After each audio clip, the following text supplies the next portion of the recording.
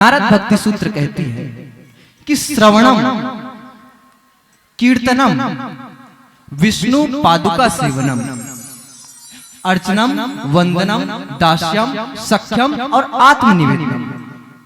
नारद जी 9 भक्ति सूत्र प्रदर्शित करते हैं अपने भक्ति सूत्रों में।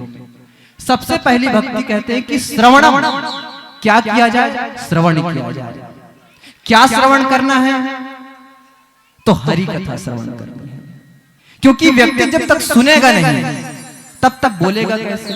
जैसे कि आप जानते हैं सब कि कोई बच्चा पैदा हो तो वो गूंगा है, मान लो जाए, तो वो सुन भी नहीं सकता, इसलिए वो गूंगा है। क्योंकि जब तक उसके कान में कोई शब्द पड़ेगा नहीं तब तक वो सीखेगा कैसे? तो हमारे संतों ने ऐसे ही कोई सूत्र प्रदर्शित नहीं किया। श्रवणम कीर्तनम, और सुनेगा फिर क्या करेगा? गाएगा। और ये मानस जो है गाने का विषय है। गोस्वामी तुलसीदास जी लिखते हैं ये मानस जो है गाने का विषय, बोलने का विषय तो बाद में है।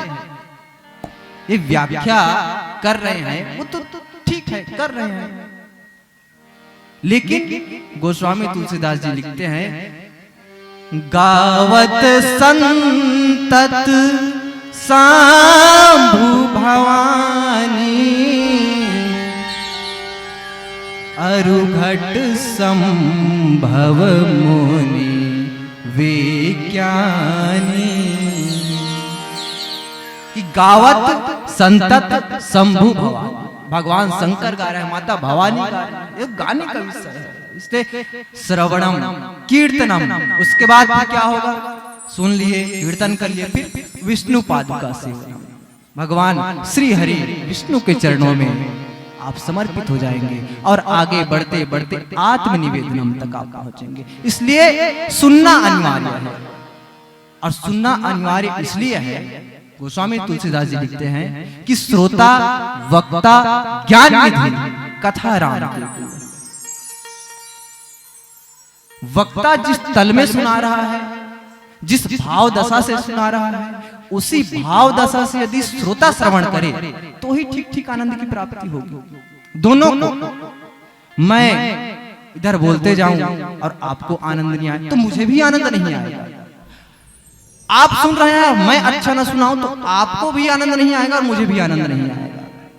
तो इसलिए श्रोता वक्ता ज्ञान निधि कथा राम के गुण। और ये जो राम जी की कथा है बहुत गुण है, इसके लिए बहुत मन लगाकर सुनना अनिवार्य है, ध्यान लगाकर सुनना अनिवार्य है। और ये मन और ध्यान कब लगता है? कब लगता है? राजन जी महाराज अभी यहाँ आए हैं, कहाँ? बोदेली में। तो उस दिन कथा श्रवण करने हम गए थे, तो महाराज जी सुना रहे थे कि आनंद हर व्यक्ति को अलग अलग आता है कथा में। किसी को ज्यादा आ जाए, किसी को कम आ जाए, कोई भजन में जोर जोर से ताली पीटे, कोई बस खत्म, टाटा बाय बाय गया। तो वो व्यक्ति क्यों एक व्यक्ति जोर जोर से ताली बजा रहा है, क्यों दूसरा व्यक्ति चुप बैठा है? उसका कारण ये बताया उन्होंने कि पुण्य का प्रभाव। व्यक्ति ने जितने अपने जीवन में पुण्यों का उपार्जन किया है, अर्जन किया है, उसके हिसाब से उसको भगवत कथा में आनंद की प्राप्ति होती है।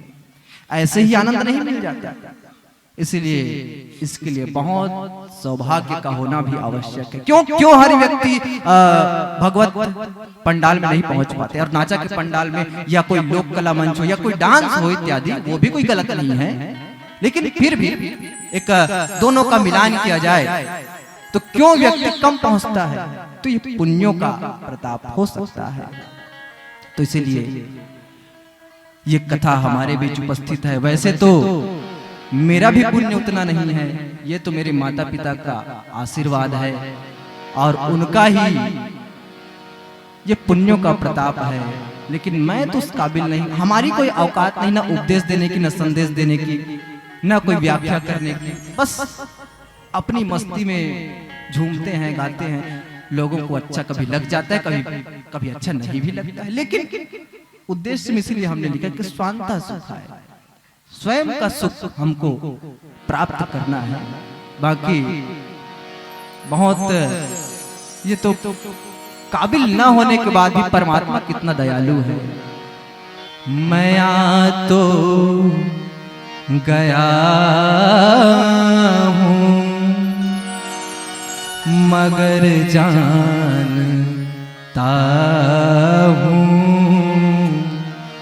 तेरे दर पे आने के काबिल नहीं हूँ। हे हरि, आपने बुला तो लिया लेकिन हम इतने काबिल नहीं हैं, इसी योग्य नहीं है कि हम यहाँ आ पाए, यहाँ बैठ पाए। तो आपकी कृपा, बड़ा परमात्मा बड़ा दयालु है यार। न जाने कौन से गुण पर दया निधि रीझ जाते हैं। तेरा मेरा भूल जाना, तेरा ना भुलाना। हम परमात्मा को भले भूल जाए, सुख सुख है तो परमात्मा की याद नहीं आती, और दुख है तो हे राम, हे भगवान, हे कृष्ण, लेकिन परमात्मा का भय नहीं भूलता। ये मेरा पुत्र है, ईश्वर अंश जीव अविनाशी। बहुत सुंदर कि मेरा भूल जाना, तेरा ना भुलाना, तेरी रहमतों का कहाँ है ठिकाना। तुम ही मेरी नैया किनारा, तुम ही हो मेरी जिंदगी का सहारा, तुम ही हो। ऐसे परमात्मा बहुत दयालु है, और उन्होंने इस योग्य यदि बना दिया है कि राम कथा हम कहें तो ऐसे समय को व्यर्थ न करते हुए हम भी, ये जीवन बहुत अनमोल है दोस्तों, हम भी इस जीवन को यदि न गंवाएं और प्रत्येक जब मिले। एक संत सुना रहे थे कि भाई व्यक्ति दुकान जाए, बाजार जाए, कोई काम करे, कोई खेती किसानी करे, तो फिर राम नाम कब ले? तो कहा पूरा काम निपटा लिया घर का, बैंक से आ गए, दुकान से आ गए, दफ्तर से आ गए, खेत से आ गए, खार से आ गए, सब हो गया, खाना वाना खा लिए, सेवा जतन सब हो गया, अब सोने की बस तैयारी है और कुछ काम शेष नहीं बचा। तब क्या करना है? तब आप राम नाम का सुमिरन करें। बिल्कुल जब कोई समय आपको आपके कार्य से अलग मिल जाए और लगे कि ये समय अब व्यर्थ है, तो उस व्यर्थ समय में आप राम का नाम भजे, कृष्ण का नाम भजे, दुर्गा का नाम भजे, जो नाम आपको प्रिय है वो भजे। सभी नाम तो एक ही है। तो ये अनमोल जीवन हम केवल चारे चुगली निंदा में निकाल दें तो फिर बात नहीं बनेगी। कथा में भी यदि व्यक्ति बैठा है तो फिर 3 प्रकार के श्रोताओं का वर्णन आता है। एक होता है श्रोता, दूसरा होता है सरोता, और तीसरा होता है सोता। श्रोता जो बढ़िया आए, राम कथा सुने, कृष्ण कथा सुने, दुर्गा कथा सुने, आए बढ़िया प्रसाद ले चला जाए, आरती वारती करे।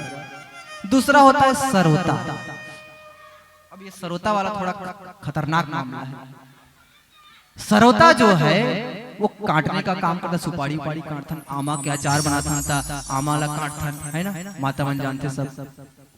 तो सरोता जो है केवल काटने का काम करता है। वैसे जो दूसरे नंबर का सरोता वाला श्रोता है वो केवल क्या करेगा? काटने का काम करेगा। अरे ये तो ऐसा बजा रहा है, ऐसा नहीं बजाना था इसको, ये तो ऐसा बोल रहा है, ऐसा नहीं बोलना था इसको, ये लाइट गलत लग गया, नहीं होना था ऐसे, ये पंडाल गलत लग गया, नहीं होना था ऐसे। आयोजक समिति को चाहिए कि ये इस मंडली को बाद ही बुलाए, इसको पहले बुलाए। तो वो केवल नुस्ख निकालेगा, कमी निकालेगा, कथा वथा में ध्यान नहीं है उसका, केवल वो आएगा तो वही सब चीज करेगा। और तीसरे नंबर का है सोता। वो बेचारा, उसको पता नहीं घर में सोने मिलता है कि नहीं मिलता है, या बेचारी जो भी है, वो आया, खंबा उम्बा देखे इधर उधर, दीवार और बस इधर भजन शुरू, उधर उसका नाक में संगीत शुरू। क्या बात है, घड़ और जब तक चलेगा, मान लो जाए 3 घंटा चलता है तो 3 घंटा सोता है आदमी। तो ये इतने प्रकार के हमारे बीच श्रोता मौजूद रहते हैं, लेकिन हमें तो अनमोल जीवन का ये फायदा उठाना है और इसी को उठाने के लिए हम सभी उपस्थित हुए हैं आज। तो गोस्वामी तुलसीदास जी रामचरितमानस की कथा में 7 सोपानों में रामचरितमानस की कथा का दर्शन कराते हैं। ये 7 सोपान क्या है? ये 7 सीढ़ियां हैं। ये जीव से शिव तक के मिलने का ही सीढ़ी है, आत्मा से परमात्मा तक के जाने की सीढ़ी है, कंकर से शंकर होने की सीढ़ी है। व्यक्ति यदि देखे तो ये पूरे 7 सोपान व्यक्ति के जीवन में ही घटित होता है। इस ग्रंथ में घटित हो अलग बात है कि कौन से सोपान में क्या हो रहा है, ये व्यक्ति के जीवन में ही घटित होता है। बालकांड का अर्थ क्या है? बालकांड का अर्थ है जैसे बालक अहंकार से रहित होता है, उसमें कोई घमंड नहीं होता। वो एक दूसरा बालक यदि झगड़ा भी हो तो दूसरे दिन वो जाके दोनों मिल जाते हैं, आओ भाई सब बढ़िया, कहाँ गए थे, उसी से नड्डा मोर को मांग के खा लेगा, और दूसरे दिन फिर वो लड़ाई करेगा, फिर गाली गलौज करेगा। क्यों वो मिल पाते हैं दूसरे? अहंकार नहीं है, मेरेपन का भाव नहीं है। दूसरा सोपान है अयोध्या सोपान। अयोध्या का अर्थ है अयुद्ध, जहां किसी से कोई युद्ध नहीं है, दूसरे से भी युद्ध नहीं, अपने आप से भी युद्ध नहीं। हमने तो दुश्मन को भी दुश्मन कभी समझा नहीं, दोस्त को दोस्त समझना तो है एक बात समीम, हमने तो दुश्मन को दुश्मन कभी समझा नहीं। तो किसी से क्या युद्ध करना? पल भर की जिंदगी है, अब गए तब गए, तो क्या युद्ध करना, क्या दुश्मनी मोल लेना? समझ नहीं आता। व्यक्ति छोटे से एक बीता मेड़ और ये छोटा सा जमीन का हिस्सा भाई भाई मार काट हो जाता है, अजीब बात है। कब तक का जीवन है अगले सेकंड का आपको पता नहीं, और आप युद्ध करने लगते। तीसरा सोपान अरण्य सोपान। अरण्य का अर्थ है अरण्य, और न का अर्थ और कोई नहीं, एकांत। अरण्य का अर्थ है एकांत। जैसे अरण्य का अर्थ जंगल होता है, वन होता है, कानन होता है, और जंगल में क्या है? सब शांत है, बिल्कुल शांत। तो शांति का अर्थ क्या है? एकांत। तो व्यक्ति एकांत को प्राप्त करे, इसलिए अरण्य सोपान का दर्शन करना है। चौथा सोपान किष्किंधा सोपान। किष्किंधा सोपान में हनुमान जी सुग्रीव और राम जी की मित्रता कराते हैं, और हनुमान जी कौन है? सदगुरु है। यहां पर सदगुरु की भूमिका निभा रहे हैं हनुमान जी। सुग्रीव कौन? जीव। राम जी कौन? ब्रह्म। और हनुमान जी सदगुरु। तो हनुमान जी ही क्या कराते हैं? उनकी मित्रता कराते हैं। जय जय जय हनुमान गुसाई, कृपा करहु गुरुदेव नाई। जय जय जय हनुमान गुसाई, कृपा करहु गुरुदेव नाई। मंगल भवन अमंगल हारी, द्रवहु सुदशरथ अधीर बिहारी। मंगल भवन अमंगल हारी, द्रवहु सुदशरथ अधीर बिहारी। जय रघुनंदन जय सिया राम, जय रघुनंदन जय सिया राम। जय रघुनंदन जय सिया राम, जय रघुनंदन जय सिया राम। तो किष्किंधा सोपान का अर्थ है कि जीव और ब्रह्म का मिलन हो जाए सदगुरु के द्वारा। हनुमान जी सदगुरु हैं, अभी पीरे तो नमो जान देकर से थोड़ा सा बढ़वा हमारे ज्यादा चिल्लाए मत लगे, लेकिन ये तो राम कथा है। पिबत राम रस चढ़ी खुमारी, जैसे जैसे समय बीतते जाता है ये नशा धीरे धीरे चढ़ता है। अभी हल्का चढ़ा है 20%, ये 80 रुपया वाला नहीं है भैया, सिकोसा वाला जो फट से चढ़ जाए। ये धीरे धीरे धीरे चढ़ता है कि पिबत राम रस चढ़ी खुमारी।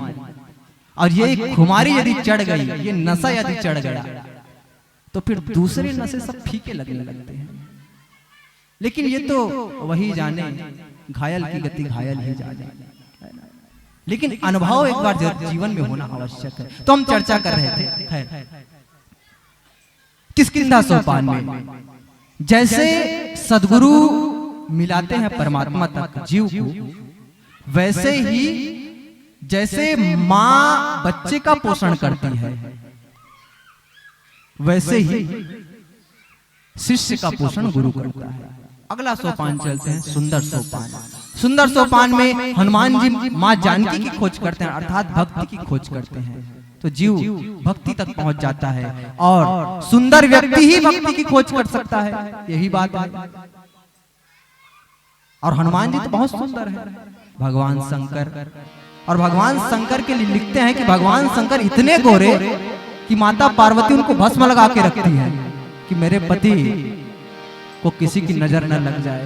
तो इसलिए बहुत भगवान शंकर को वो भस्म रगड़ के सब झरझर झरझर वो शमशान का भस्म लगाती थी माता पार्वती।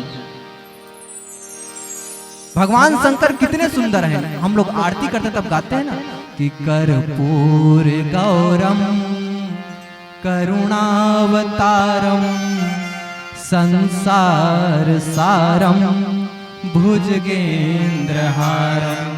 कर्पूर गौरम करुणावतारम संसार सारम भुजगेंद्रहारम। ऐसे भगवान शंकर है। और सुंदर व्यक्ति ही भक्ति की खोज कर सकता है। अगला सोपान आता है लंका सोपान। लंका का अर्थ है कि व्यक्ति यदि भक्ति को प्राप्त कर चुका है तो रावण और कुंभकर्ण का कोई काम नहीं, उसका वध होना तय है। तो स्वयं ब्रह्म उनका वध करते हैं, राम जी स्वयं वध करते हैं उनका। और व्यक्ति के भीतर से जब भक्ति को प्राप्त कर चुका है, अहंकार से मुक्त हो चुका है, एकांत को प्राप्त कर चुका है, ब्रह्म से मित्रता हो चुका है, और रावण खरदूषण और कुंभकर्ण का भी नाश हो चुका है, तो व्यक्ति को उत्तर मिलने में कोई देरी नहीं। व्यक्ति को उत्तर मिल ही चुका है अब जीवन में। अब बचा क्या शेष? कुछ नहीं बचा। अर्थात व्यक्ति शून्य में प्रवेश कर चुका है। और शून्य का अर्थ महात्मा बुद्ध कहते हैं उसी को निर्वाण। निर्वाण षटकम में एक निर्वाण षटकम आदि गुरु शंकराचार्य का उपपद है। मनोबुद्धि अहंकार चित्तानि न हम न च स्रोत जीवे न च घ्राण नेत्रे न च व्योम भूमिर न तेजो न वायु चिदानंद रूपः शिवोहम शिवोहम। निर्वाण का अर्थ क्या? न मन है, न बुद्धि है, न चित्त है, न अहंकार है, न च व्योम भूमि न तेजो न वायु। न भूमि है, न वायु है, न अग्नि है, कुछ भी नहीं। चिदानंद रूपः शिवोहम शिवोहम। अर्थात व्यक्ति अब परमात्मा में प्रवेश कर चुका है। नदी का जल अब सागर में समा चुका है। तो ऐसे 7 सोपान हमारे बीच उपस्थित है। और दूसरे सोपान की कथा यहाँ हम और आप आज दर्शन करने जा रहे हैं। तो अयोध्या सोपान की कथा पहले थोड़ा सा आपको इसका विवरण प्रदान कर दूं कि एक सब थोड़े बच्चे शांत हो जाए तो फिर मजा आ जाए। थोड़ा एक कनिक थोड़ा पिछुड़ान खेलो ना यार, छोटू थोड़ा पिछुड़ान एक कनिक खेलो ना, मोर तक कान तक मत आए भाई, मैं थोड़ा भुलाए तो कथा भुलक्कड़ आदमी हूं, ठीक है। तो एक कनिक पिछुड़ान थोड़ा आयोजक समिति वाला भैया मन थोड़ा सा निवेदन है, एक कनिक थोड़ा पीछू करवा दो, एक कनिक ज्यादा नहीं है।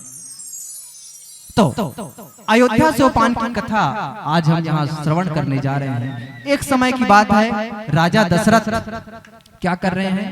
राजसभा विद्वान है, दर्पण देखते हैं, कान के समीप का जो बाल है वो सफेद हो चुका है। और बाल को सफेद देखकर वो क्या चाहते हैं कि अब राम को राज्याभिषेक प्रदान कर दिया जाए, युवराज उसको घोषित कर दिया जाए। समाचार लेकर जाते हैं गुरुजी के पास गुरुजी कहते हैं कि जब राम का राज्याभिषेक हो जाए वही दिन शुभ है राजा, ऐसे कोई बात नहीं है। तो अब ये बात किसको पसंद नहीं आई? देवताओं को। अब यहां से हम कथा स्टार्ट करते हैं कि काली लगन भली केतिक बारा, पूजहि विधि अभिलाष हमारा। राम सिया राम जय जय राम, राम सिया राम जय जय राम। सारद बोली विनय सूर करहि, बारहि बार पाय लय पर। राम सिया राम जय जय राम, राम सिया राम जय जय राम। कि काली लगन भली केतिक बारा, पूज ही विधु अभिलाष हमारा। इधर अयोध्या के वासी सोच रहे हैं कि कल कब आए और राम जी का राज्याभिषेक हम देखें। बड़ा उत्सव मना रहे हैं, मंगल गा रहे हैं, बाजा बजा रहे हैं। और इधर देवता ऊपर से देख रहे हैं कि भाई रावण का वध करना है, कुंभकर्ण का वध करना है, सब निश्चर हीन करऊ मही भुज उठाए पनकीन। राम जी का प्रण है कि निश्चरों से हीन करने इस धरती को, उस प्रण का क्या होगा यदि ये राजा बन जाए तो। जाते हैं इनके पास, माँ शारदे, हे शारदे माँ, हे शारदे माँ, अज्ञानता से हमें तार दे माँ। जाते माँ सरस्वती के पास, कहते हैं कि माता जी आपके शरण में आए हैं, राम जी का कल राज्याभिषेक ना हो ऐसा कुछ चक्कर चलाएं तो बड़ी कृपा होगी। लेकिन मां सरस्वती सोचती है ये देवता कितने दुष्ट हैं कि ऊंच निवास नीच कर तूती और देख न सकई पराई विभूति। ये देवता अयोध्यावासी इतने खुश हैं, राजा दशरथ, माता कौशल्या, सुमित्रा इतने खुश हैं और उनकी ये खुशी में बाधक बनना चाहते हैं। राम जी का राज्याभिषेक कैंसिल कराना चाहते हैं और कहते हैं कि उनको ऐसा कुछ चक्कर चलो कि वन में भेजो। माता सरस्वती थोड़ा क्रोधित हो जाती है कि ऊंच निवास नीच करतूती, कि व्यक्ति गिद्ध के समान ऊंचा तो उठता है लेकिन उसकी दृष्टि कहाँ रहती है? मरे हुए गाय भैंस, मरी हुई चीजों पर उसकी दृष्टि रहती है। व्यक्ति ऊंचे पदों में तो बैठता है, कलेक्टर है, मंत्री है, मुख्यमंत्री है, उसकी नजर लाख 2 लाख के घोटालों में होती है। यही है ऊंच निवास नीच करतूती, देख न सकई पराई विभूति। दूसरे की बढ़ोतरी को व्यक्ति देख नहीं सकता। माता सरस्वती फिर भी समझती कि राम जी का अवतार तो विप्र धेनु सुर संत हित लिन्ह मनुज अवतार, इसीलिए तो राम जी ने अवतार लिया है। तो ठीक है, कोई बात नहीं, तुम लोग के बात को मैं मान लेती हूँ। और जाती है कहाँ? अयोध्या। अयोध्या में जब प्रवेश करती है तो मां सरस्वती सोचती है कि अयोध्या में मुझे ऐसा कोई व्यक्ति नहीं दिखता जिसका मैं दिमाग फिरा दूं। मुझे ऐसा व्यक्ति चाहिए जिसने सरयू मैया का जल न पिया हो, जिसने अयोध्या के राजमहल की नमक रोटी न खाई हो, अर्थात जिसको नमक न लगा हो। कहते हैं ना, इतने खाए से तो नमक नहीं लगी इसका, तो वही वाली बात, जो खाए लेकिन उसको नमक ना लगे। तो व्यक्ति उसको मिलती है कौन? मंथरा। नाम मंथरा मंदमती, कई चेरी केरी, अजस पेटारी ताहि करी, गई गिरा मति फेरी, गई गिरा मति फेरी। नाम मंथरा मंदमती, कई चेरी केरी। ये किसकी चेली है? कैकेयी की। और कहाँ आई है? ये दहेज में आई है। किसके साथ? कैकेयी के साथ दहेज में। और दहेज का आइटम बड़ा खतरनाक। कैसे? एक दहेज में आए थे शकुनी मामा, वो पूरा महाभारत का युद्ध करवा दिया उसने। एक आई मंथरा, पूरा राम को 14 वर्ष का वनवास निकाला। तो दहेज का आइटम बड़ा खतरनाक, फिर भी लोग दहेज लेते हैं, पता नहीं क्यों, भगवान जाने उनका। तो यहाँ पर माता सरस्वती मंथरा की बुद्धि को फिराती है। और गोस्वामी तुलसीदास जी लिखते कि नाम मंथरा मंदमती कैकेयी चेरी की। बाकी व्यक्तियों का दिमाग क्यों नहीं घुमा पाए? प्रश्न उठता है, बाकी के दिमाग क्यों नहीं घुमा पाए? उनकी बुद्धि क्यों भ्रष्ट नहीं कर पाए?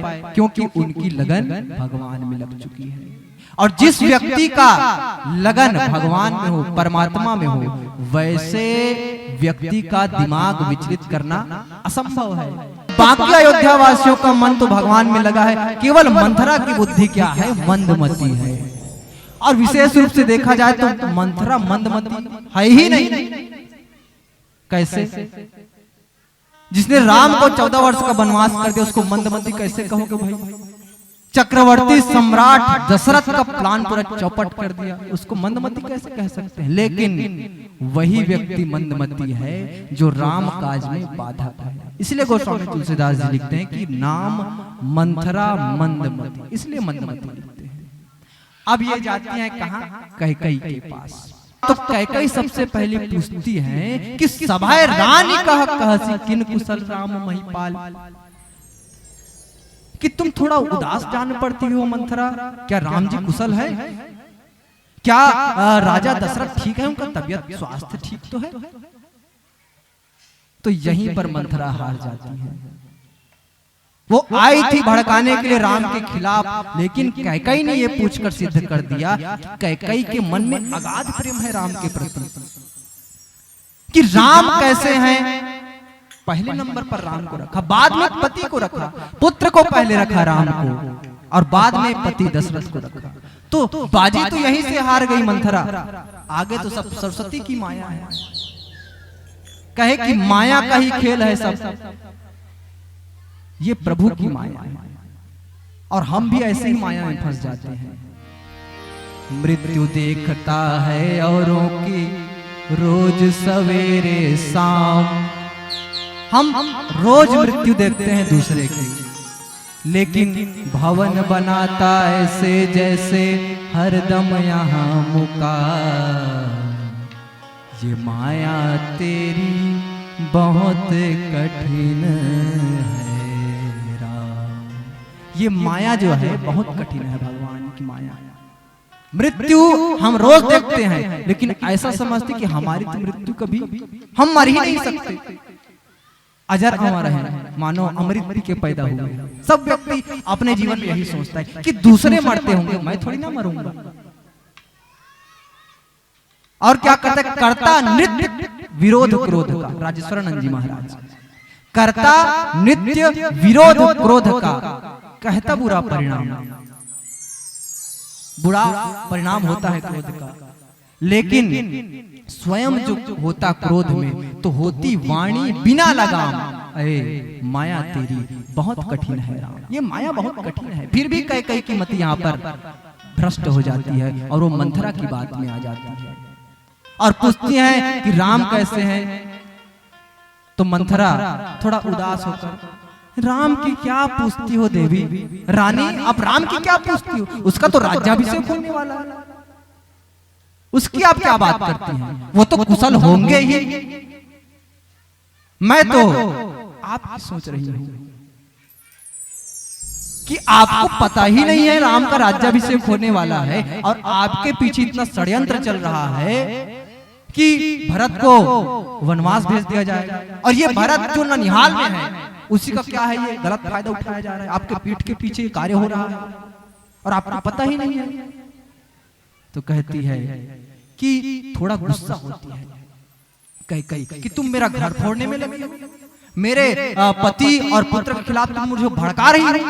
थोड़ा डांटती है, थोड़ा गुस्सा करती है। लेकिन गोस्वामी तुलसीदास जी एक बात लिखते हैं कि यहाँ मंथरा हारती नहीं है। अब हम कहे भी ठकुर सुहाती, अब चापलूसी करना प्रारंभ करती है। जब चापलूसी करना प्रारंभ करती है तो गोस्वामी तुलसीदास जी दोहा लिखते हैं। कौन सी दोहा? बहुत प्रसिद्ध दोहा है, सभी को याद रहता है।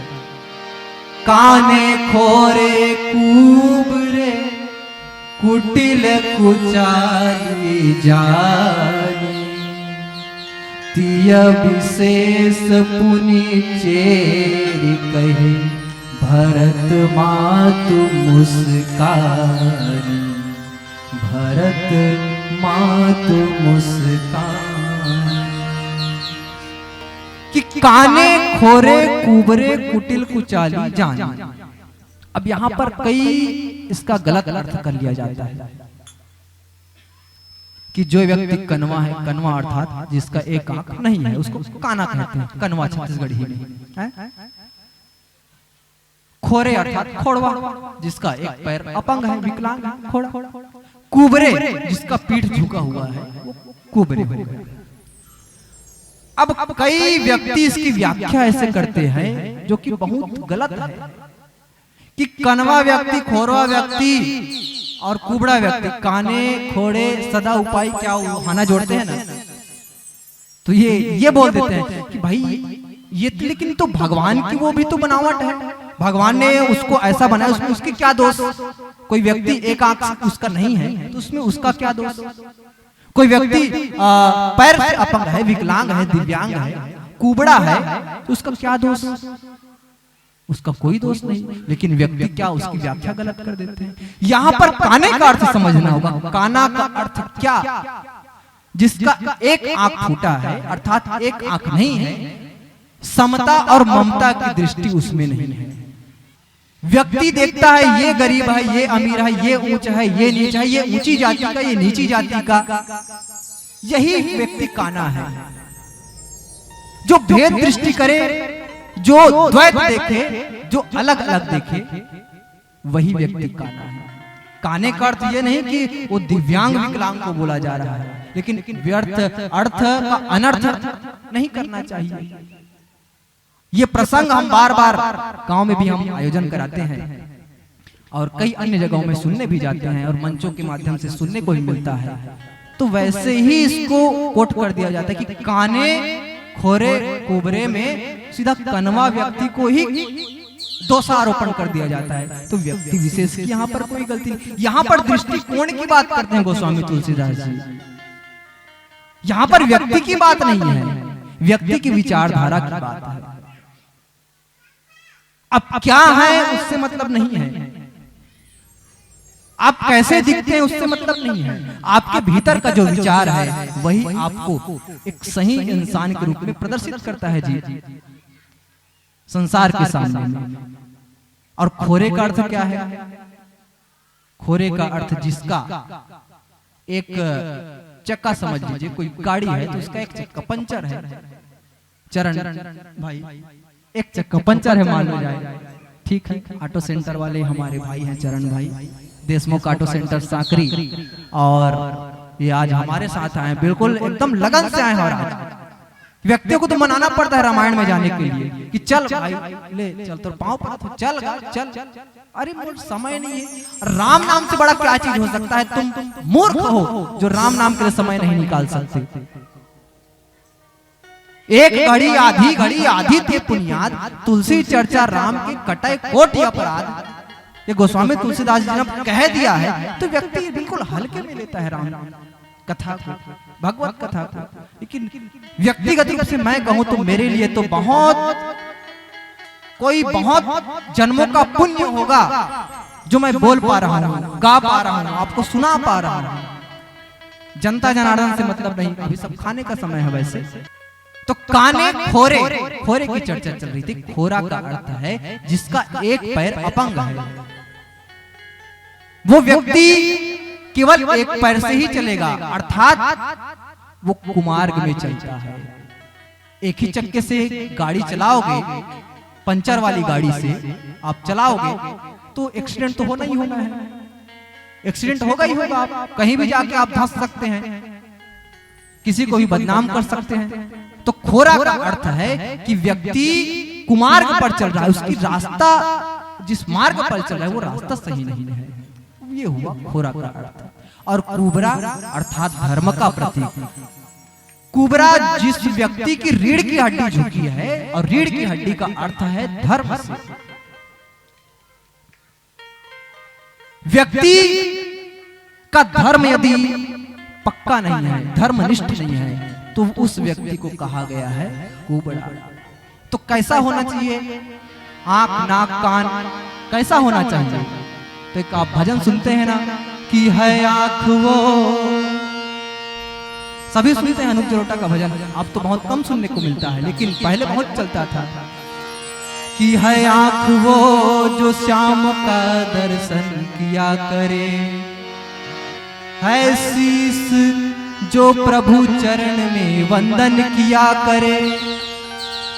आंख वही है जो भगवान का दर्शन करे, राम का दर्शन करे, और शीश वही है जो प्रभु चरणों में झुके।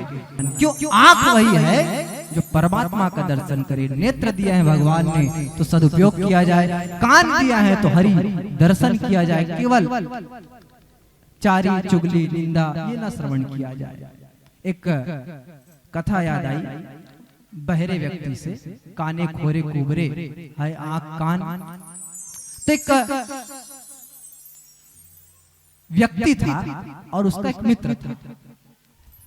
तो पहला व्यक्ति, दो मित्र थे, उनमें एक था थोड़ा बहरा, मतलब बहरा, वो कम सुनता था, और उसके मित्र का तबीयत खराब हो गया।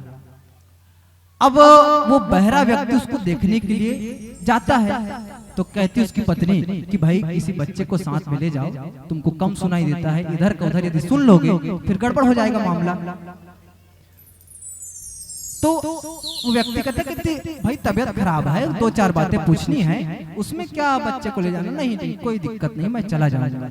और बहरे व्यक्ति को ये लगता है कि सामने वाले भी थोड़ा ऊंचा सुनता है, वो भी थोड़ा चिल्ला के बात करेगा। बहरे व्यक्ति को आप देखेंगे थोड़ा वो ऊंचा आवाज में बात करेगा, हाँ सब बढ़िया है, और ऊपर मतलब ऊंचा उठा के बात करे, मतलब सामने वाले को बहरा समझता है, लगता है। तो वो अब व्यक्ति गया अपने मित्र को देखने के लिए, तबीयत खराब, तो जाता है, पूछता कि आओ भाई सब बढ़िया है, तबीयत पानी ठीक है।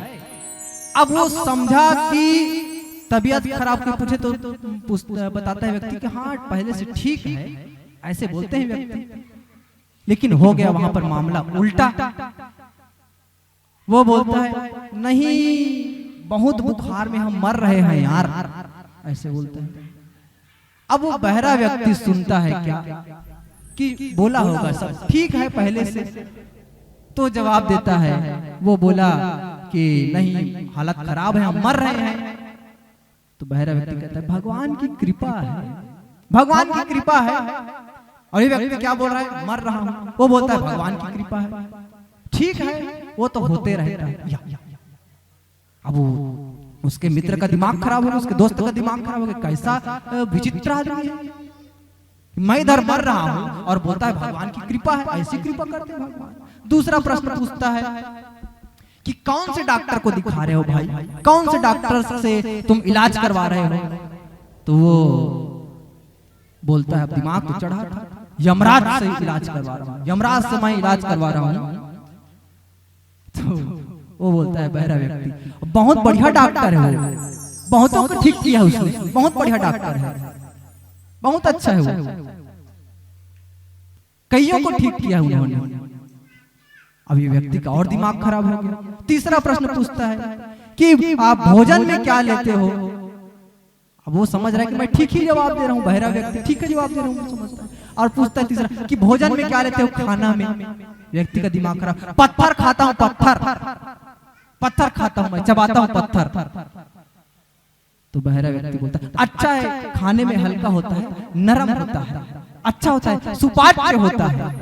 तो ये तो बहरे व्यक्ति की कहानी है कि बोले कुछ और समझे कुछ। वही बात है कि काने खोरे कोबरे गोस्वामी तुलसीदास जी कुछ कह रहे हैं और समझा इसका अर्थ दूसरा जाता है। इसलिए अर्थ का अनर्थ न निकाला जाए, केवल आंख यही अच्छा है जो किसका दर्शन करे, भगवान का दर्शन करे। क्योंकि एक बार जब व्यक्ति परमात्मा का दर्शन कर ले तो फिर कोई दूसरी चीज अच्छी नहीं लगती। एक कथा और याद आई आपको, और कहूं बिना कह रह नहीं सकता। एक कथा और याद आती है कि एक बड़ा हिष्ट-पुष्ट आदमी, पहलवान आदमी, उसको एक बहुत सुंदर स्त्री से प्रेम हो जाता है, बहुत सुंदर स्त्री से प्रेम हो जाता है उसको, और वो उससे विवाह कर लेता है बात। अब वो इतना आसक्त उस अपनी पत्नी के प्रति कि वो जहां जहां जाए तो छाता पकड़ के अपनी पत्नी के आगे आगे चले, इधर पत्नी इधर वो, तो अपनी पत्नी के चेहरे को 24 घंटा निहारना चाहता है। और कोई पूछे तो कहे कि मेरी पत्नी संसार में सबसे सुंदर है, सबसे सुंदर है मेरी पत्नी, मैं उसी को ही निहारूंगा, इसके अलावा मुझे कोई दूसरा चीज दिखता ही नहीं। अब एक दिन एक महात्मा आए, रामानंदाचार्य जी, उन्होंने कहा कि बेटा ये जो तुम अपनी पत्नी के आगे आगे चलते हो, ये मामला कुछ मुझे समझ नहीं आया, माजरा क्या है? तो कहा गुरुदेव, मुझे संसार में कोई चीज इतनी सुंदर दिखी ही नहीं कि मैं अपनी पत्नी से ध्यान हटा सकूं। तो रामानंदाचार्य जी ने कहा कि तुम कल सुबेरे आना 4 बजे मेरे पास। सुबेरे हुआ, वो पहलवान पहुंचा रामानंदाचार्य जी के पास। रामानंदाचार्य जी ने श्री बांके बिहारी जी के मूर्ति की दर्शन कराई, वैसे ही जैसे अधर मधुर, होंठ मधुर, उसकी केस मधुर, आंख मधुर, बाल मधुर, सभी कुछ मधुर है। तभी तो मधुराष्टक में गाते हैं क्या कि अधरम मधुरम वदनम मधुरम नयनम मधुरम हसितम मधुरम अधरम मधुरम वदनम मधुरम नयनम मधुरम हसितम मधुरम। तो आंख वही श्रेष्ठ है, काने खोरे कुबरे की चर्चा चल रही थी। आंख वही श्रेष्ठ जो भगवान का दर्शन करे। आगे गोस्वामी तुलसीदास जी चौपाई में लिखते हैं कि अब ये कुटिल चाल चलती है मंथरा कि हमहु कहब अब ठकुर सुहाती, नहीं तो मौन रहब दिन राती। कहती है मंथरा, अब चापलूसी करना प्रारंभ करती है। जब कोई व्यक्ति किसी चीज से न रिझे तो उसको रिझाने का तरीका क्या है? आप चापलूसी प्रारंभ कर दिए, आप उसको फुलाएं, उसकी प्रशंसा करें कि आप बहुत सज्जन व्यक्ति हैं, आपके पास बहुत धन है, आप मिलनसार हैं, दुनियादारी, फुलाना शुरू कीजिए, चापलूसी करना शुरू कर दीजिए। व्यक्ति का पतन होगा, अनिवार्य है पतन होना। तो यहाँ पर मंथरा जो है कहती है कि कौन रिप हो हम ही का हानि, कि रानी कोई राजा बने, मैं तो आपके भले की बात कह रही थी, तो आप तो मुझे ही घर फोड़ू बोल रहे हैं कि कोई राजा बने, मुझे क्या चिंता है, मैं तो दासी ही रहूं, मुझे कौन सा मार की राज सिंहासन मिल जाएगा, कौन सा मैं रानी बनने वाली हूं। अब थोड़ा थोड़ा ये कई के दिमाग में भी आने लगा कि बात तो सही है कि मंथरा को क्या मिलने वाला है, फिर भी मेरा पक्ष ले रही है। अब बात वो सुनना प्रारंभ करती है, किसका? मंथरा का। अभी हंस के टाल रही थी कि मंथरा की बुद्धि भ्रष्ट हो गई है, लेकिन अब ध्यान देना प्रारंभ करती है। मंथरा की बातों को अब गौर से सुनती हैं। कौन? कैकेयी। और तुम पूछो मैं कहत डेराऊं, धरे हूं मोर घर फोरी ना। घर फोड़ने का जो पूरा का पूरा श्रेय है वो मंथरा को जाता है। इसने पूरा अवधि उजाड़ डाला। केवल राजभवन तक इसकी जो सत्ता है वो सीमित नहीं रही, इसकी मंदमती राजभवन तक सीमित नहीं रही। जब राम जी 14 वर्ष का वनवास गए तो पूरा अवध 14 वर्ष तक किसी ने काम वासना की चेष्टा भी नहीं की, कोई संतान की उत्पत्ति नहीं। इतने वो सब वैराग्य से रहे, सभी दुखी मन से रहे, राम जी की प्रतीक्षा करते रहे। और मंथरा कहती हैं कि चतुर गंभीर राम महतारी बीच पाई निज बात समारी।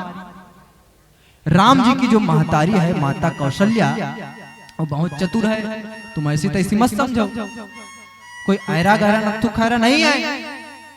ये दशरथ और कौशल्या ने मिलकर पूरा प्लान बना लिया है रानी। क्या प्लान? कि तुमको दासी बनाएंगे और भरत जी को वनवास भेजेंगे। और तुमको क्या पता है कि 15 दिन से यहाँ पर ये साज सज्जा चल रही है अवध में, वो क्या मेरे अलावा पहले किसी ने बताया है तुमको? नहीं बताया। कहीं कहीं ने कहा बात भी सही है, झूठ बोल देती है मंथरा कि 15 दिन, और जबकि आज की ही बात है कि डिसाइड हुआ, आज निर्णय हुआ कि राम जी को कल राज्याभिषेक करना है, और मंथरा झूठ बोलती है कि 15 दिन। कोई बात हुआ? और मेरे अलावा किसी ने बताया है क्या? राजा दशरथ ने पहले सूचना दी है क्या? भड़काने का काम कर रही है। तब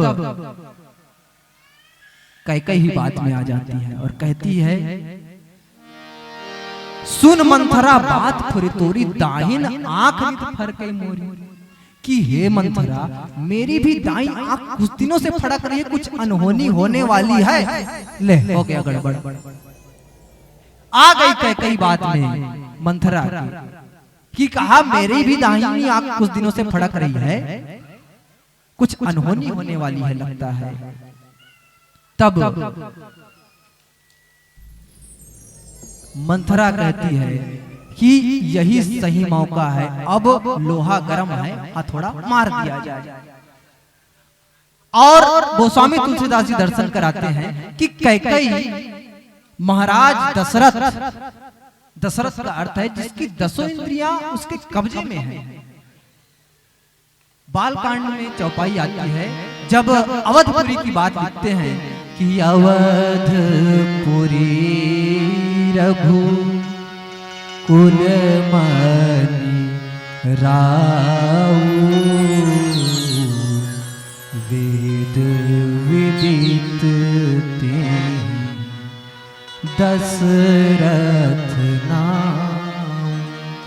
कि अवधपुरी रघुकुल मनि राऊ, रघुकुल के मणि है राजा दशरथ, जिनका वेद में कीर्तिमान स्थापित है। ऐसे राजा दशरथ की पत्नी होना कोई छोटा मोटा बात तो नहीं है। यहाँ कोई डॉक्टर की पत्नी हो जाए तो डॉक्टरीन ऑटोमेटिक उपाधि पहुंच जाती है, मास्टर का मास्टरीन, वकील का वकीलीन ऑटोमेटिक वो पहुंच जाता है, पीछे में लग जाता है टैगलाइन। तो चक्रवर्ती सम्राट दशरथ की पत्नी होना कोई मामूली बात तो नहीं, कोई सामान्य बुद्धि का व्यक्ति तो नहीं रहा होगा दशरथ। और उनकी पत्नी होना भी कोई सामान्य बात नहीं है, वो भी छत्राणी होना। तो उनकी बुद्धि बिगड़ी तो बिगड़ी कैसे? संगत से। संगत के कारण यहाँ पर कैकेयी की बुद्धि बिगड़ जाती है। और संत जन दर्शन कराते कि संगत कैसा हो, किसका संगत करना चाहिए। कि संगत कर ले साधु के भैया। एक सुने है ना कि पहले चलता था बहुत, मैं एक कैसेट वाला और रील वाला पहले कैसेट चलता था, जिसको फंस जाता था तो फिर खर खर खर खर खर। उस रील में जब हमारे घर वो बक्सा था छोटा वाला, उसमें सुना था मैंने, वो बात याद आई तो आपसे कहूंगा कि संगत कर ले साधु के भैया, और भोजन कर ले खीर, और बनारस में बासा कर ले, और मरना गंगा तीर। संगत किसका करना है? साधु का। और भोजन खीर, बनारस में वासा करने, और मरना गंगा तीर। तो का संगत करबे साधु के भैया, वो तो पाछू पाछू घुमाई जी। संगत कर ले नारी के, तुर दिन रात सेवा ला बजाई जी। तो का संगत करबे नारी के भैया, वो तो मरे मधुसर बनाही जी। संगत कर ले बेटा के, तो कमा कमा के खवाही जी। तो का संगत करबे बेटा के भैया, वो तो मरे में दफनाई जी। तो किसका संगत? संगत कर ले प्रभु राम के, तोर नैया पार लगाही जी। तो संगत केवल यहाँ पर या तो संत का करें या तो फिर सीधे सीधे हरि चरण का आप संगत करें। यहाँ पर संगति के कारण किसकी बुद्धि भ्रष्ट हो गई? कैकेयी की बुद्धि भ्रष्ट हो गई। मंथरा कहती है कि पूछो गुण रेख तिनकिची रानी, मैंने आपकी हस्तरेखा एक ब्राह्मण को दिखाई है, महाराज पंडित को दिखाई, ज्योतिषी को दिखाई है मैंने कि आपके हाथ में महारानी बनना लिखा है और भरत के भाग्य में राजा बनना लिखा है। कैकेयी कहती अच्छा ये सब लिखा है। तब कहती कि भामनी करहूं तक कहां उपाय, कि हे मंथरा अब मैं क्या करूं बताओ, कि भरत राजा बन जाए और मैं रानी बन जाऊं, मैं क्या करूं? कुछ उपाय तो होगा। तब मंथरा उपाय बताती है क्या? कि मैं एक आपको उपाय बताती हूँ रानी, सुनिए आप, कि 2 वरदान आप मांगना राजा दशरथ को, और जब तक राम जी का शपथ न ले ले राजा दशरथ, तब तक तुम उस वरदान को मत मांगना। पहले राम जी की उनकी सौगंध खाने देना। राम जी का यदि शपथ ले ले एक बार दशरथ जी, तो फिर वो मना नहीं कर पाएंगे, उनको देना ही पड़ेगा वरदान। तब लिखते हैं गोस्वामी तुलसीदास जी, भूपति राम शपथ जब करई, तब मांगे हूँ जे बचन तरई। राम सिया राम जय जय राम, राम सिया राम जय जय राम, राम सिया राम जय जय राम, राम सिया राम जय जय राम। अब ये उपाय बताते हैं कि 2 वरदान मांगना, और जब तक राम जी का शपथ न ले ले दशरथ जी, तब तक अपने वरदान को बताना मत। तो क्या उपाय करूं? जाओ कोप भवन में। कोप भवन अर्थात अंधेला कमरा, एक अलग से भवन, जैसे हमारे यहाँ पूजा घर होता है अलग से, वैसे ही राजमहल में उसको कोप भवन, वो रिसाने का कमरा है, गुस्सा होने का कमरा है।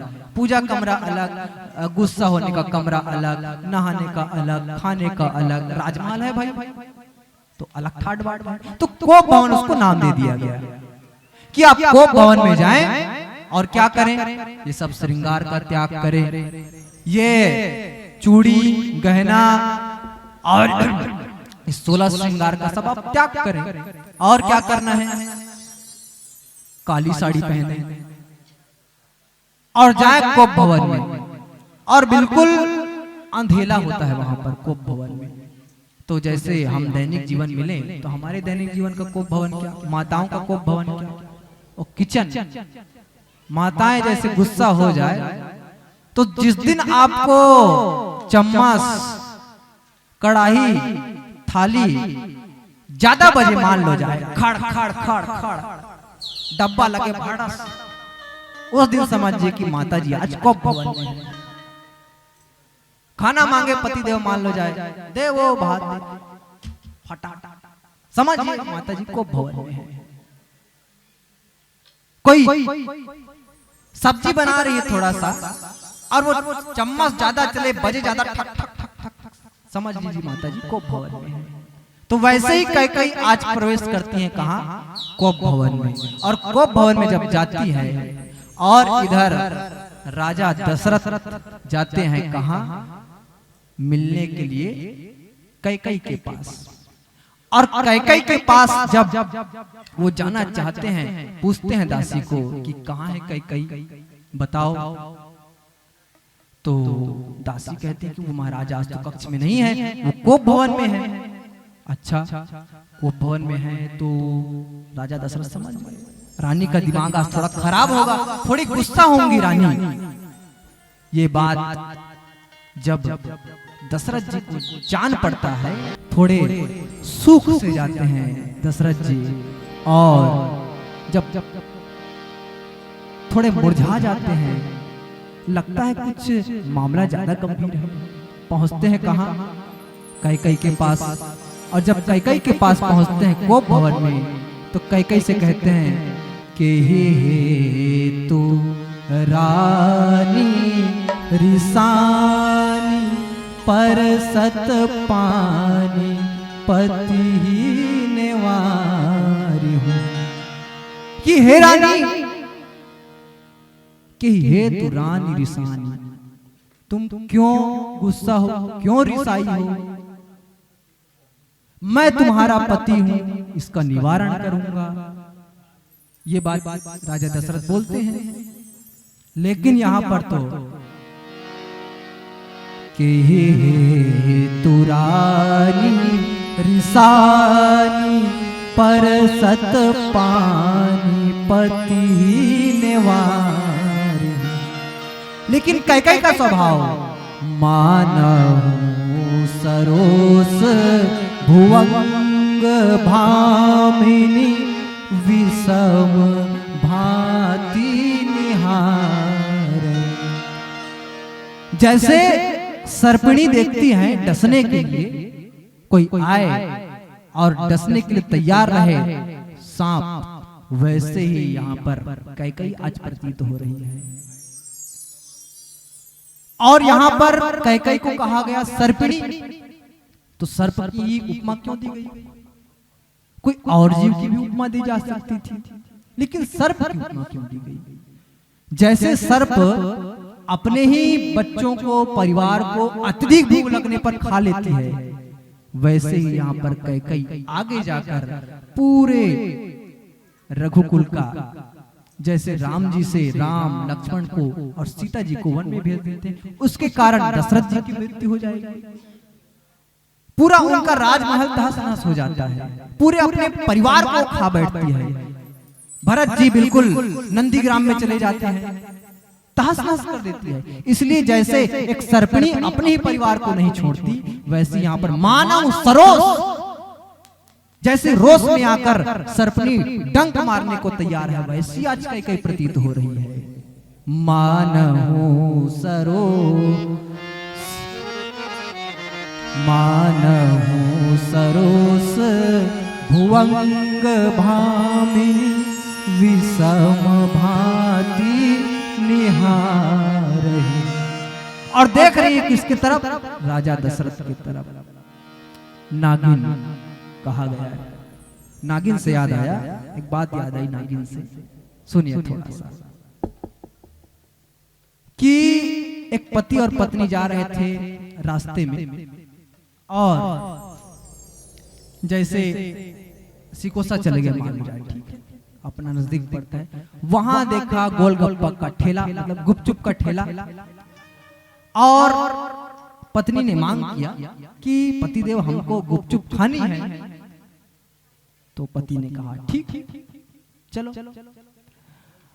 अब इधर पत्नी खाना स्टार्ट करती है, प्रारंभ करती है, खाते जाए, 10 का खत्म, 20 का खत्म, 30 का खत्म, 40 का खत्म, 50 का खत्म, रुकने का नाम ही ना।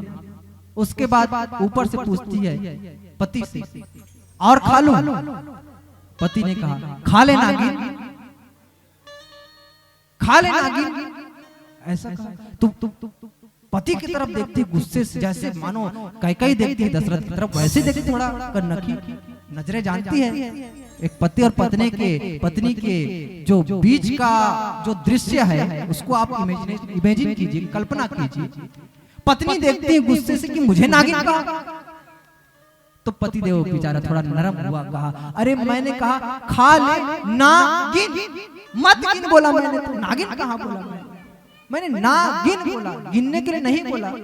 तब थोड़ा शांत हुई पत्नी। तो ऐसे पति पत्नी भी रहते हैं। यहाँ पर कैकई दो बासना रसना दसन बर मरम ठाहर देख।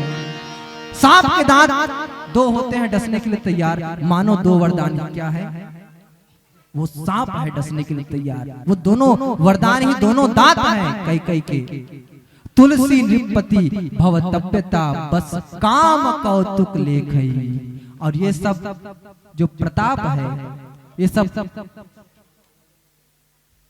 जो देखते हैं गोस्वामी तुलसीदास जी लिखते हैं कि राजा दशरथ इतना सुन क्यों रहे हैं, इतना सह क्यों रहे हैं? देखें काम प्रताप बढ़ाई।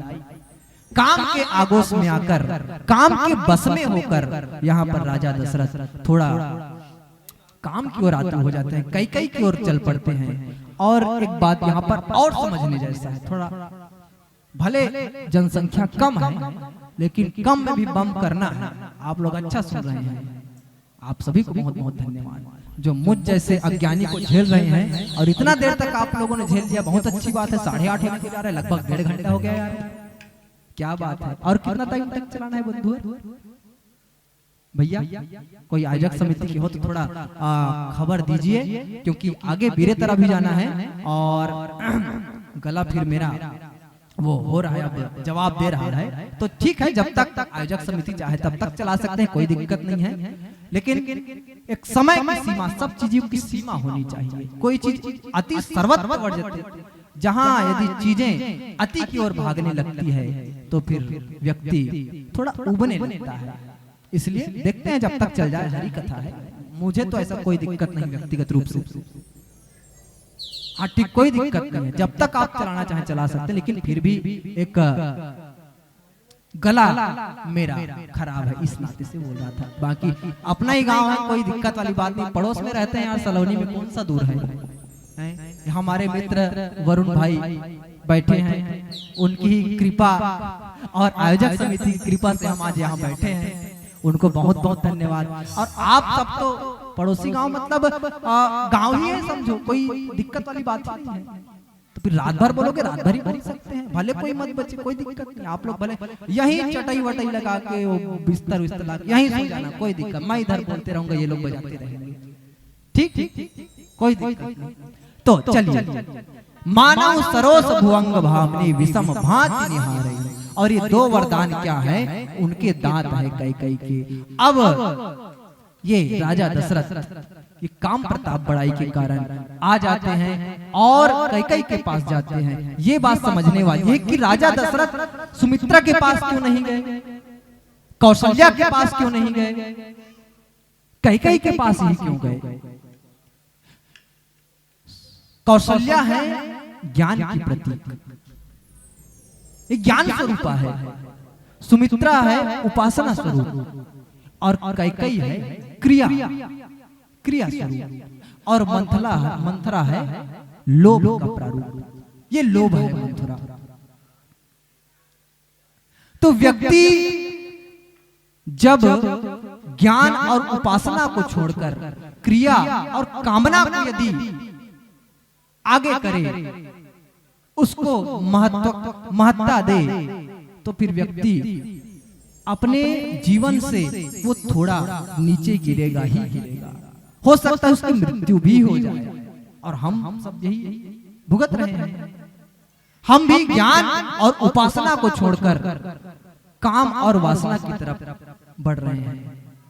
यही हम सब व्यक्तियों की आज क्या है।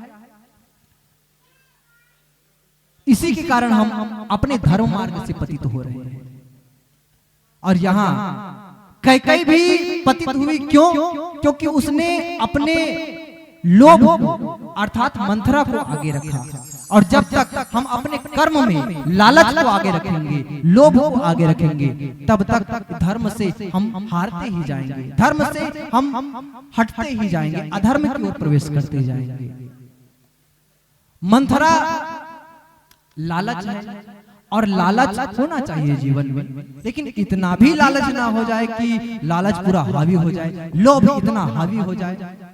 लोभ का अर्थ क्या है? लोभी व्यक्ति कहते हैं लोभी, पैसा वाला, ये बहुत पैसा का चाहत करता है। तो लोभी का अर्थ ये है कि व्यक्ति अंदर से तो चाहता है पैसा, बहुत मेरे पास धन हो, लेकिन ऊपर से क्या दिखावा करते हैं, नहीं भैया हम बहुत साधु आदमी हैं, हमको नहीं चाहिए ऐसा पैसा वैसा, लेकिन अंदर से काटते रहता है कीड़ा, पैसा चाहिए, हाय पैसा, हाय चाय जाए मनी, चापते रहता है आदमी को। तो ये क्या है? व्यक्ति की कामना है, वासना है, लोभ है व्यक्ति की। और यहाँ पर माता कैकेयी ऐसे रूप में जब कोप भवन में बैठी है तो दशरथ जी पहुंचते हैं और कहते हैं कि मैं तुम्हारा पति हूं, सब कुछ निवारण कर दूंगा, तुम बताओ। और क्या पूछते हैं? अनहित तोर प्रिया कही किन्ना, किसने तुम्हारा अहित किया है बताओ, मैं राजा को रंग कर दूं, किसी राजा को मैं देश से निकाल दूं, किसी को मैं अमर कर दूं। अमर करने तक का सामर्थ्य राजा दशरथ में है, लिखा है गोस्वामी तुलसीदास जी तो है। किसको मैं अमर कर दूं? काह कीट बपुरे नर नारी, कोई कीट है, कोई भृंग है, कोई नर है, कोई नारी है, कौन है बताओ। लेकिन कैकेयी तो बिल्कुल सर्पिणी के समान दुबक के बैठी है और डंक मारने को तैयार है। और भामिनी भयो तोर मन भावा, तुम रानी इतने गुस्सा क्यों हो, रिसाई क्यों हो, क्रोधित क्यों हो, बताओ कारण। जैसे तुम्हारा मन चाहता था वैसे तो मैंने राम को राज्याभिषेक दे दिया।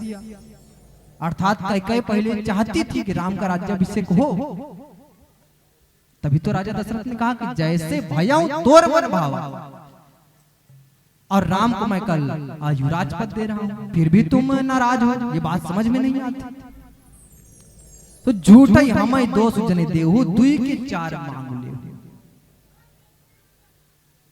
कहा राजा दशरथ ने कि तुम क्या चाहती हो बताओ, तुम्हारा मांग क्या है, रिसाने का कारण क्या है, इतना क्रोध होने का कारण क्या है।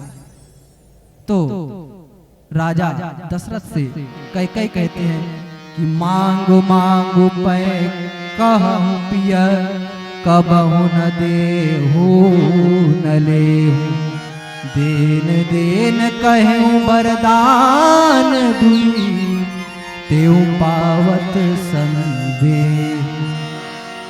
कि देना है दूंगा दूंगा आप कहते हैं, लेकिन आप कभी न दिए हो न लिए हो। तो बात याद दिलाते हैं वो देवासुर संग्राम की, 2 वरदान देने की बात कही थी राजा दशरथ ने, कैकेयी ने मांगा था। तो कहा कि आप बाद में देना, और राजा दशरथ फिर भूल गए, नहीं दे पाए। तो उसी को टांट मार रही है कैकेयी कि देहूं देहूं कहे, आपने देने की बात तो कही थी, लेकिन कभी न देहू न लेहू, न आज तक कुछ दिया है न लेहू लिया है। तो दशरथ कहते हैं कि नहीं देवी, ऐसे मेरे ऊपर आप आक्षेप ना लगाओ, 2 क्या 4 आप मांग लो, 2 वरदान की क्या बात है, 4 वरदान मांग लो, मैं सब दे दूंगा, सब चीज तो तुम्हारा ही है, और तुम इस महल की रानी हो, देवी हो, क्या बात है। तब एक बात कहते हैं दशरथ जी, क्या बात?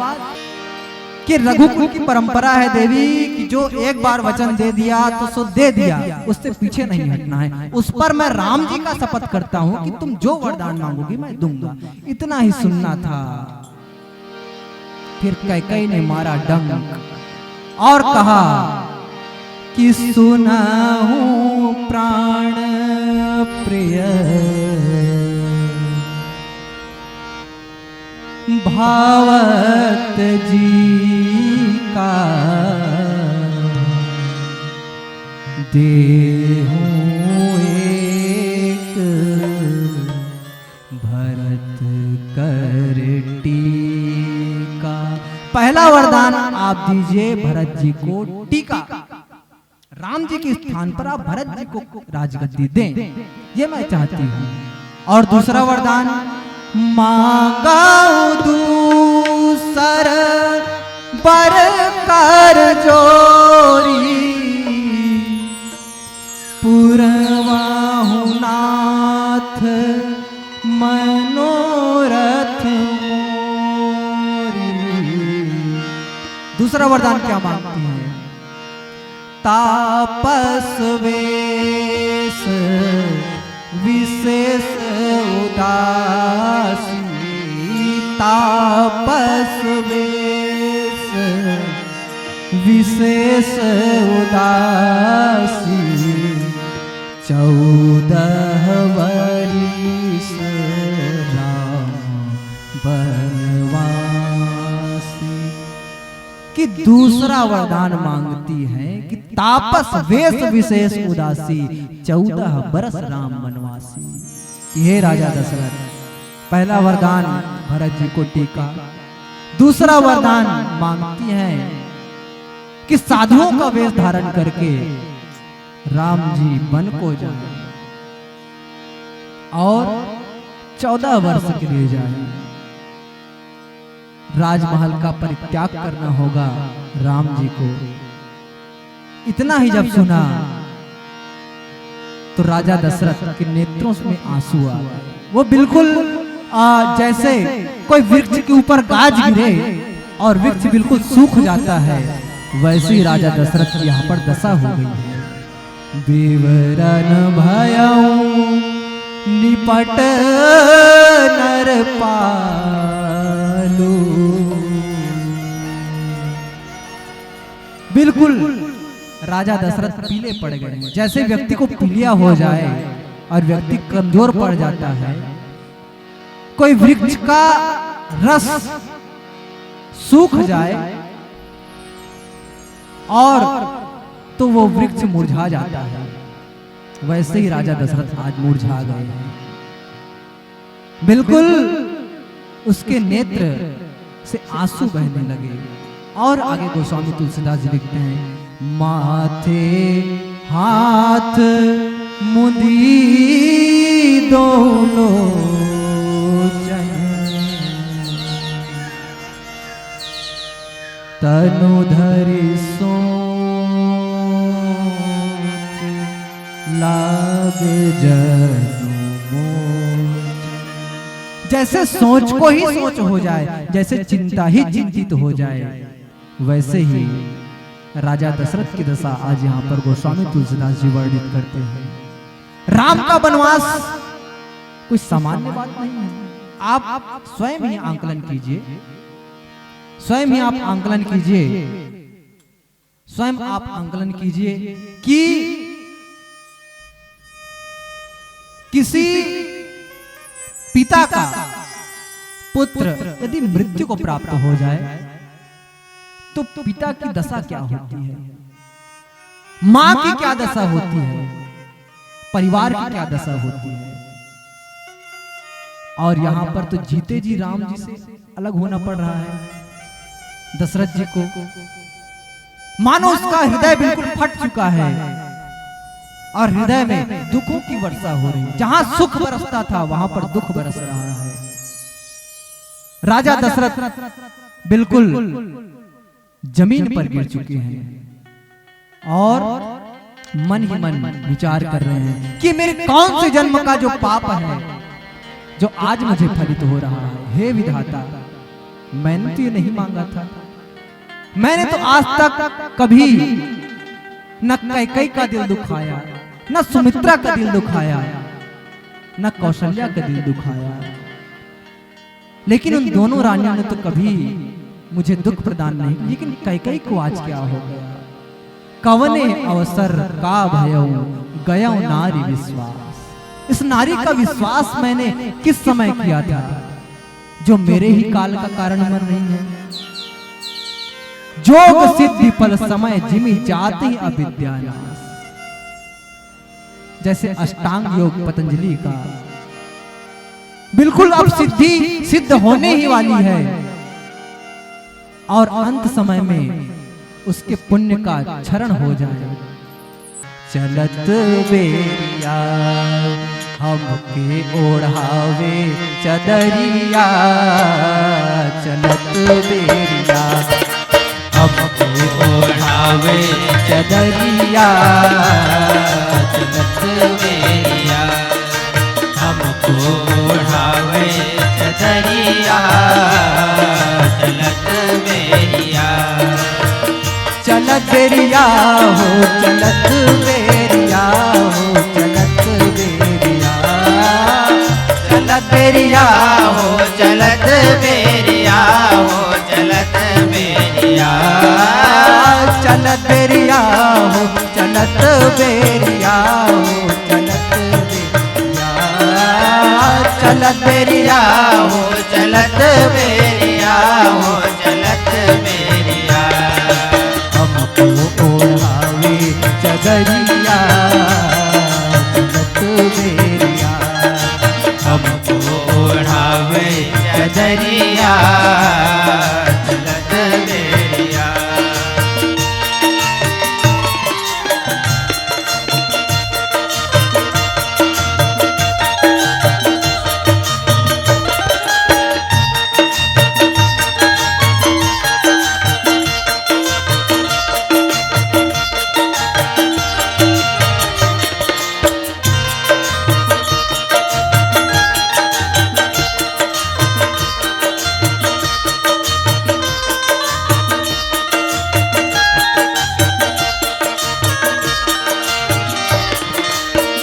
प्राण राम जब निकसन लागे, प्राण राम जब निकसन लागे,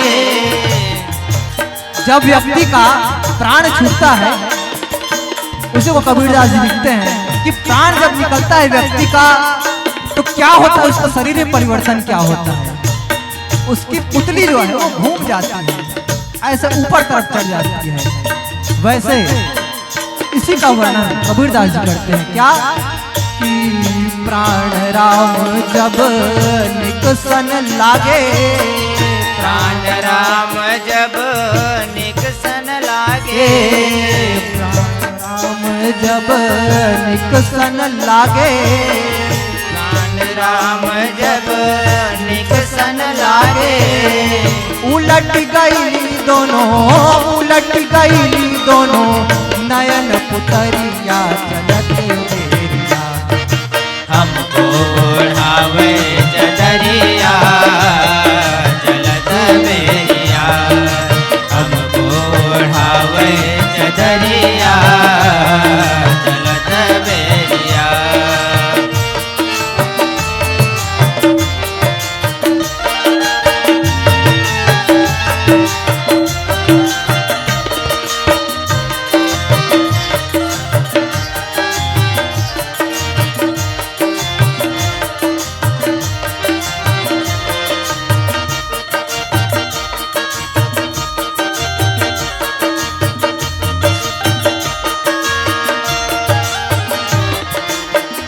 भीतर से जब बाहर आवे, भीतर से जब बाहर लावे, भीतर से जब बाहर आवे, भीतर से जब बाहर लावे, छूट गई सब, छूट गई सब महल अटरिया चलत बेरिया, हमको ओढ़ावे चदरिया चलत बेरिया, हमको ओढ़ावे चदरिया चलत बेरिया।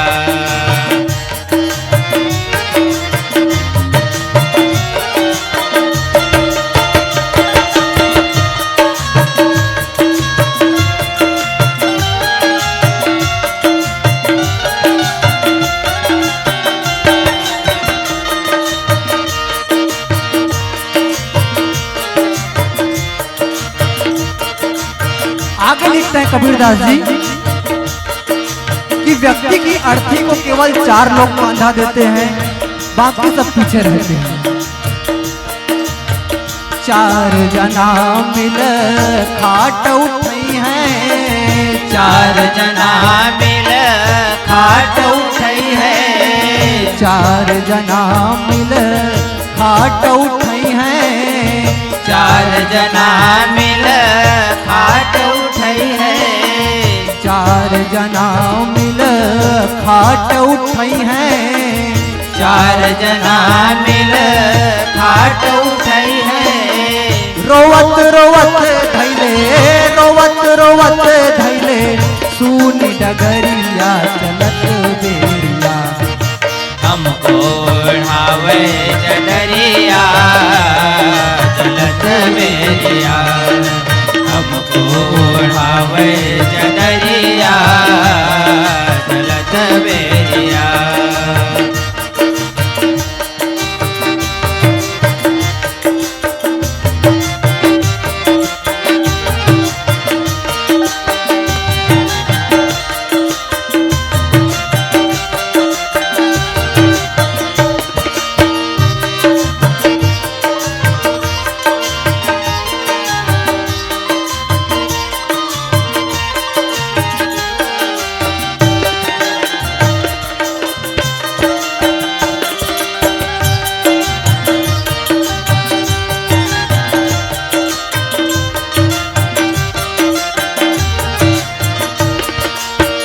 कहत कबीर सोनो भाई साधु। कहत कबीर सोनो भाई साधु। कहत कबीर सोनो भाई साधु। कहत कबीर सोनो भाई साधु। कहत कबीर सोनो भाई साधु। कहत कबीर सोनो भाई साधु। संगवा में जाई बस, संगवा में जाई बस, सुखल लकड़िया चलत बेरिया। हमको ओढ़ावे चदरिया चलत बेरिया। हमको ओढ़ावे चदरिया चलत बेरिया। हमको ओढ़ावे चदरिया चलत बेरिया। हमको ओढ़ावे चदरिया चलत बेरिया। चलत बेरिया। चलत बेरिया चलत बेरिया चलत बेरिया। सियावर रामचंद्र शंकर है।